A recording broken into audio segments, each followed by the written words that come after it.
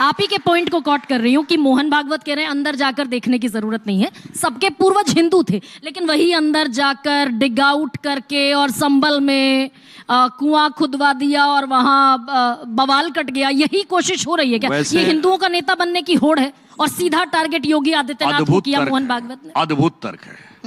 जिसको आप संभल की मस्जिद कह रहे हैं वो एएसआई प्रोटेक्टेड मॉन्यूमेंट है। एएसआई प्रोटेक्टेड मॉन्यूमेंट में एएसआई नहीं जा सकती। नहीं, एएसआई ये किसने व्यवस्था की? उस दिन तो कोर्ट कमिश्नर ना उस दिन एएसआई की एंट्री बैन है। आप मुझे एक साल बताइए जिस दिन बवाल हुआ, एएसआई नहीं गई उसमें। जिस दिन बवाल हुआ 24 तारीख को, उस दिन एएसआई के अधिकारी नहीं गए थे, उस दिन कोर्ट कमिश्नर गए थे, उस दिन संभल का प्रशासन गया था, डीएम गए थे, एसएसपी गए थे, उस दिन कोई एएसआई का अधिकारी नहीं। एएसआई की टीम गई थी सर्वे, इसलिए क्यों गए थे? एएसआई की टीम को जाने नहीं दिया जाता। उसके बाद कहते हैं संविधान की रक्षा हम करेंगे। मतलब सरकारी जमीन में सरकार नहीं जा सकती और संविधान की रक्षा हम करेंगे। और मैं एक और बात पूछना चाहता हूं, ये वक्फ बोर्ड एक्ट क्या कहता है? जरा ये देश की जनता को, युवा पीढ़ी को समझना चाहिए। प्लेसेस ऑफ वर्शिप एक्ट के लिए तो 15 अगस्त 47 की वो है डेडलाइन, मगर वक्फ बोर्ड एक्ट के लिए नहीं है। सूरत नगर निगम पे दावा किस आधार पे है? ये 49 प्लेसेस ऑफ वर्शिप एक्ट पूरी बात सुनिए, समय की भी बात है, आपको समझ में आ जाएगा। मैं सिर्फ ये कहना चाहता हूं, places of worship act 1947 Indian government, union government, केंद्र सरकार मानती है इसकी एग्जिस्टेंस को या नहीं मानती? मैं तो सिर्फ ये कहना चाहता हूं, अगर प्लेसेस ऑफ वर्शिप 1947 में 15 अगस्त की बार है तो वक्फ बोर्ड में भी कर दो 15 अगस्त 47 से पहले। क्या कुछ नहीं चेंज होगा? 30,000 एकड़ थी, 30,000 रखो, फिर ये 9,60,000 एकड़ कैसे हो गई?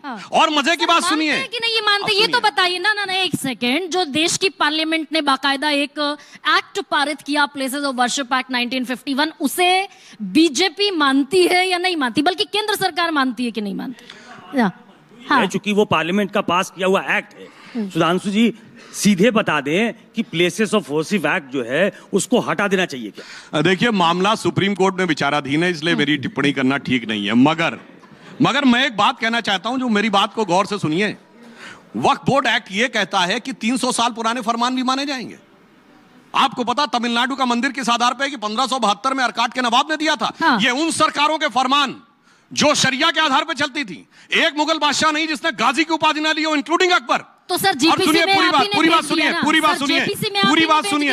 सुनिए, वो तो जेपीसी में आएगा। ये कॉन्सेप्ट कहां से आया है? ये शरिया के जिम्मी के कॉन्सेप्ट से आया है। हाँ। यानी गैर मुस्लिम प्रजा जिम्मी होती थी, उसका प्रॉपर्टी पे हक नहीं होगा। अगर डिस्प्यूट होगा तो पहला हक होगा मुस्लिम का। ये जजिया और जिम्मी का कॉन्सेप्ट जिन सरकारों ने माना, कॉन्स्टिट्यूशनल वैलिडिटी हमने उस सरकार को दी। इसलिए मैं कहना चाहता हूं, इन्होंने भारत के संविधान को शरिया स्क्रिप्ट बनाया, इन्होंने भारत के संविधान को शरिया कॉन्स्टिट्यूशन बनाने का काम किया। उसी के खिलाफ आप बाकायदा एक विधेयक लेकर आए पार्लियामेंट में। आप पहले मुझे जवाब दीजिए सर। एक सेकंड, एक सेकंड सर, सुनिए ना। पुराने वो कानून मानने चाहिए। एक सेकंड सर, सुनिए तो बताइए। तो एनडीए के पास बहुमत है, आप बाकायदा विधेयक ले आए और बहुमत होने के बावजूद आपने पारित नहीं कराया, आपने जेपीसी को भेज दिया। क्यों भेजना पड़ा जेपीसी को अगर आपकी वक्फ बोर्ड पर दलील जायज है तो? ताकि सबको हकीकत का पहचान हो जाए। अब एक और बात सुनिए, यह भारत ही दुनिया में इकलौता देश है जिसने अपने लुटेरों के बनाए हुए नियम को आजाद भारत में मान्यता दे रखी है। आई चैलेंज, एक कंट्री बताइए दुनिया में जो लुटेरों के द्वारा लिखे गए इतिहास को प्रामाणिक मानता हो और उनके सरकारों के द्वारा दिए गए फरमानों को कॉन्स्टिट्यूशनल वैलिडिटी देता हूं। मैं चैलेंज करके बताता हूं, एक देश बताइए। अच्छा, मैं भी चैलेंज कर रही हूं आपको, देश की